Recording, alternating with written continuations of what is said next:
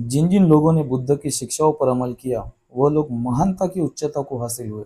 वह चाहे सम्राट हो, राजा हो, वैज्ञानिक हो या चाहे विश्व विद्वान। इतना ही नहीं, जिन जिन देशों ने भी बुद्ध या उनकी शिक्षाओं को अपनाया, वह देश भी आज विश्व पटल पर महाशक्ति बन बैठे हैं। वह चाहे चीन हो, कोरिया हो, अमेरिका हो, इंग्लैंड हो या चाहे जर्मनी, जापान, ये सभी देश अपने आप में महाशक्ति बन गए हैं। पूरे विश्व के विद्वानों में बुद्ध और उनकी शिक्षाओं को लेकर उत्सुकता है। वह बुद्ध को जानना और समझना चाहते हैं। इसलिए ही बुद्ध भूमि भारत की ओर लगातार आकर्षित हो रहे हैं। भारत में आकर बुद्ध को जान रहे हैं और जितना जान रहे हैं उतना ही बुद्ध के बारे में लिख भी रहे हैं। जिसने अपने समय में जितना जाना, उसने बुद्ध के बारे में उतना लिखा। 1879 में सर एडविन अर्नोल्ड ने बुद्ध को द लाइट ऑफ एशिया लिखा। मगर अब नए नए रिसर्च और सबूतों के आधार पर यह बात सिद्ध हो गई है कि बुद्ध सिर्फ द लाइट ऑफ एशिया ही नहीं, बल्कि the light of the world है। बुद्ध वर्ल्ड गाइड है, बुद्ध वर्ल्ड मेंटर है और बुद्ध ही वर्ल्ड मास्टर है। पूरे विश्व ने बुद्ध को महान उपदेशक, मार्गदाता, महाज्ञानी, सर्वोत्तम व्यक्ति और विश्व गुरु के तौर पर स्वीकार किया हुआ है। मगर जिस भूमि में बुद्धा का जन्म हुआ, उसी बुद्ध भूमि भारत में विदेशी घुसपैठिए ब्राह्मणों द्वारा किसी न किसी बहाने बुद्ध की आलोचना ही होते रहती है। यह मूर्ख और दिमाग से विकलांग ब्राह्मण तो बुद्ध की आलोचना करते ही हैं, मगर दिमाग के साथ साथ शरीर से विकलांग ब्राह्मण भी बुद्ध की आलोचना करने का कोई भी मौका नहीं गंवाते। ऐसे ही एक आंखों से विकलांग ब्राह्मण ने बुद्ध के खिलाफ बयान दिया था कि बुद्ध ने भारत को नपुंसक बना डाला। एक तरफ तो विश्व के जितने भी देशों ने बुद्ध और उनकी शिक्षाओं को अपनाया, वह देश महाशक्ति बने। इतना ही नहीं, भारत देश भी जब बौद्ध भारत हुआ करता था, उस समय भारत देश विश्व की महाशक्ति था, ज्ञान विज्ञान का केंद्र था, विश्व का आकर्षण था। तो फिर ये पाखंडी ब्राह्मण ही क्यों कहते रहते हैं कि बुद्ध और उनकी शिक्षाओं ने भारत को कमजोर और नपुंसक बना डाला। यहाँ पर ब्राह्मणों की धूर्तता और चालाकी को समझना बहुत ही जरूरी है कि जब जब ब्राह्मणों की श्रेष्ठता, वर्ण और जाति व्यवस्था को धक्का लगता है, तब तक ब्राह्मण चिल्लाना शुरू कर देता है कि धर्म खतरे में है। साथ ही जब जब ब्राह्मणों की सत्ता और वर्चस्व को खतरा महसूस होता है, तब तक ब्राह्मण फिर चिल्ला उठता है कि देश खतरे में है।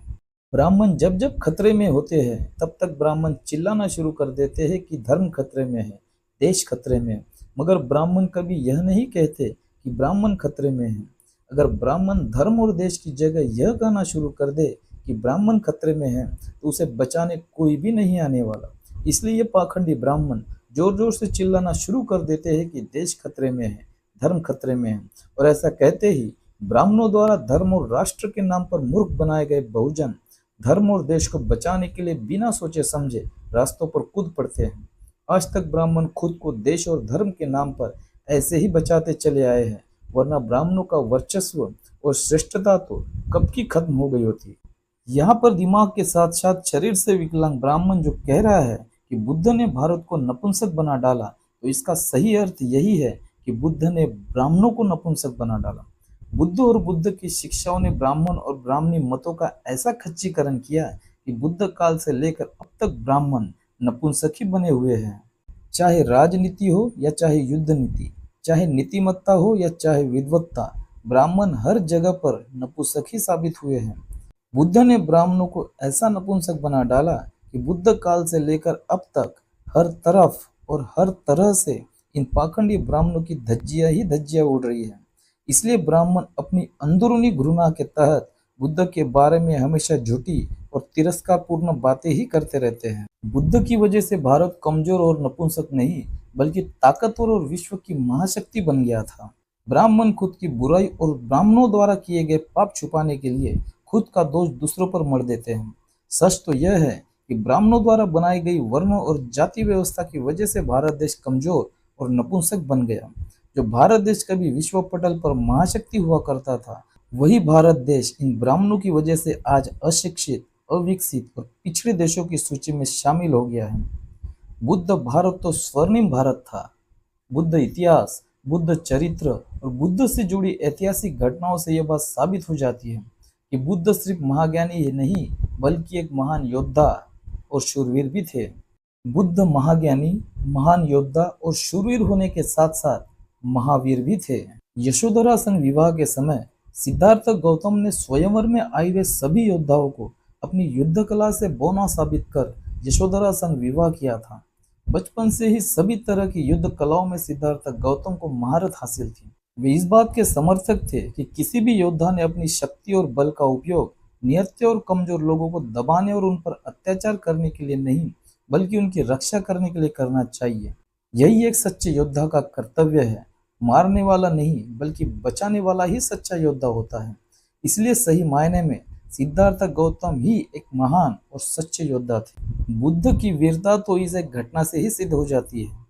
एक डाकू मानवक जो इतना ज्यादा क्रूर और हिंसक था कि 10, 20, 30 ही नहीं, 50, 100 आदमियों का समूह भी उसका सामना होने की बात सुनकर ही डर जाता था। डाकू मानवक की वजह से जो पहले गांव थे वे अब गांव नहीं रहे, जो पहले नगर थे वे अब नगर नहीं रहे, जो पहले कस्बे थे वे अभी कस्बे नहीं रहे। इतना ज्यादा डर और दहशत फैल चुकी थी डाकू मानवक की। सिर्फ प्रजा ही नहीं तो राजा पसेनिधि भी इस बात से परेशान हो चुके थे कि बार बार कोशिश करने के बावजूद भी डाकू मानवक को काबू ही नहीं कर पा रहे थे। इतना खतरनाक था डाकू मानवक। डाकू मानवक अब तक सैकड़ों ही नहीं तो हजारों लोगों की हत्या कर चुका था। हत्या करने के पश्चात डाकू मानवक हत्या की गई व्यक्ति की उंगली काटकर और उन उंगलियों की माला बनाकर अपने गले में पहनने लगा था। इसलिए डाकू मानवक का नाम अंगुलीमाल पड़ गया। एक अकेला अंगुलीमाल इतनी बड़ी प्रजा, राजा और राजा के विशाल सैन्य से भी काबू नहीं हो पा रहा था। इसी से अंगुलीमाल की हिंसक प्रवृत्ति, क्रूरता और ताकत का अंदाजा लगाया जा सकता है। बुद्ध उस समय सावत्ती के जेतवन में विहार कर रहे थे। तब उन्होंने डाकू अंगुलीमाल द्वारा किए जा रहे विध्वंस की कहानी सुनी और तभी बुद्ध ने डाकू अंगुलीमाल को बदल देने का निश्चय किया। बुद्ध निकल पड़े उस खतरनाक, क्रूर, हिंसक और ताकतवर डाकू अंगुलीमाल की खोज में, निहत्थे और अकेले ही, ना ही कोई हथियार और ना ही कोई सैन्य। राहगीरों ने, ग्वालों ने बार बार बुद्ध को रोकना चाहा कि उस मार्ग से मत जाइए, वह मार्ग डाकू अंगुलीमाल की ओर ले जाता है, वह आपकी हत्या कर देगा, वह बहुत क्रूर है, हिंसक है और ताकतवर भी है। मगर बुद्ध दृढ़ता पूर्वक उस मार्ग पर चलते चले गए।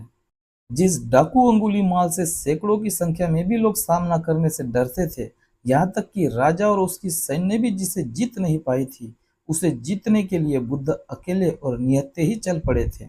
इसी एक घटना से बुद्ध कितने दृढ़ निश्चयी, कितने बड़े साहसी और उनकी वीरता की उच्चता कितनी बड़ी थी, यह सभी बातें साबित हो जाती हैं। जिस खतरनाक, क्रूर, हिंसक और ताकतवर डाकू अंगुलीमाल को कोई भी काबू नहीं कर पा रहा था, उसे निहत्थे और अकेले बुद्ध ने काबू कर लिया और काबू कर भिक्खु बनाकर भिक्खु संघ में शामिल भी कर लिया। इसी एक बात से समझ में आ जाता है कि बुद्ध कितने बड़े वीर थे, शूरवीर थे। यशोधरा संग शादी और डाकू अंगुलीमाल को बदल देना, इन दोनों ऐतिहासिक घटनाओं के आधार पर यह सिद्ध हो जाता है कि बुद्ध एक महान योद्धा और शूरवीर भी थे। बुद्ध महाज्ञानी, एक महान योद्धा और शूरवीर होने के साथ साथ महावीर भी थे। जो हथियारों के बल पर लोगों को, राज्यों को और बड़े बड़े भूभागों को जीतता है वह वीर कहलाता है। मगर जो सबसे कठिन और मुश्किल बात है वह है खुद को जीतना, और जो खुद को जीतता है वह महावीर कहलाता है। बुद्ध ने अपनी दृढ़ इच्छा शक्ति और लगातार 6 वर्ष के कठोर परिश्रम से खुद को जीत लिया था, इसलिए बुद्ध महावीर कहलाए। दुनिया को जीतने के सपने देखने वालों को सबसे पहले खुद को जीतना पड़ता है। खुद को जीते बगैर आप कुछ भी नहीं जीत सकते। बुद्ध ने पहले खुद को जीता, फिर औरों को जीता और धीरे धीरे पूरे विश्व को ही जीत लिया। इसलिए ही बुद्ध को विश्वनाथ, जगन्नाथ, जगतपाल और विश्व गुरु भी कहा जाता है। इन सभी बातों से यह सिद्ध हो जाता है कि बुद्ध सिर्फ द लाइट ऑफ एशिया नहीं, बल्कि the light of the world है। बुद्ध ही जगन्नाथ और जगतपाल है। बुद्ध ही विश्वनाथ और विश्व गुरु है। बुद्ध ही महाज्ञानी, एक महान योद्धा, शूरवीर और महावीर भी है। बुद्ध ही संपूर्ण है और बुद्ध ही सत्य है। नथी में शरणमज्ञ बुद्धो में शरण वर एते न सज्ज वज्जेन जयस्तु जय मंगल।